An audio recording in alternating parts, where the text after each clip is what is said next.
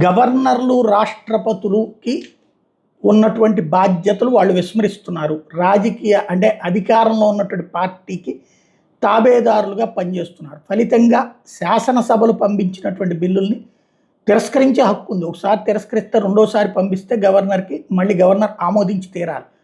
అయితే అది రాజ్యాంగ విరుద్ధంగా ఉందంటే కనుక న్యాయస్థానానికి పంపించవచ్చు, లేదా గవర్నర్ రాష్ట్రపతికి పంపించవచ్చు. రాష్ట్రపతి దాన్ని తనే ఫైనల్ జడ్జిమెంట్ ఇచ్చేయచ్చు. అది కనుక కోర్టులో సవాల్ చేస్తే దానికి సంబంధించి ఏదన్నా ఆలోచన రావాలి. కోర్టులో సవాల్ చేయడానికి వీల్లేదు రాష్ట్రపతి జోక్యం చేసుకున్నాక అని. కానీ మన రాజ్యాంగం అందుకు ఒప్పుకోదు. ఎందుకంటే ప్రజాస్వామ్యంలో అల్టిమేట్ పవర్గా రాష్ట్రపతిని అంగీకరించట్లేదు న్యాయ వ్యవస్థ.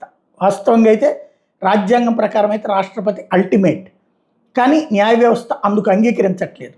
గతంలో ఇందిరాగాంధీ టైంలో అయితే న్యాయ వ్యవస్థనే పక్కన పెట్టేసినటువంటి పరిస్థితులు ఉన్నటువంటి సిచ్యుయేషన్ నుంచి ఇప్పుడు న్యాయ వ్యవస్థ తన చేతిలోకి తీసుకోవాలనుకుంటున్నటువంటి పరిస్థితి. రాష్ట్రపతి రిజెక్ట్ చేశారంటే దానికి సంబంధించి ఇక కోర్టు జోక్యం చేసుకోకూడదు.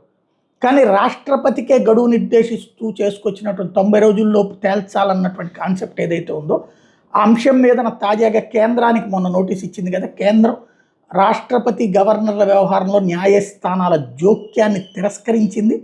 కోర్టులు వాళ్ళకి నిర్దిష్ట గడువు నిర్దేశించలేవు అని తేల్చి చెప్పింది. బట్ ఫైనల్ జడ్జిమెంట్ ఇచ్చే సుప్రీంకోర్టు. వాళ్ళు మాత్రం న్యాయ వ్యవస్థ ఆధిపత్యమే కోరుకుంటారు కాబట్టి మేబీ కేంద్ర ప్రతిపాదన పక్కన పెట్టచ్చు.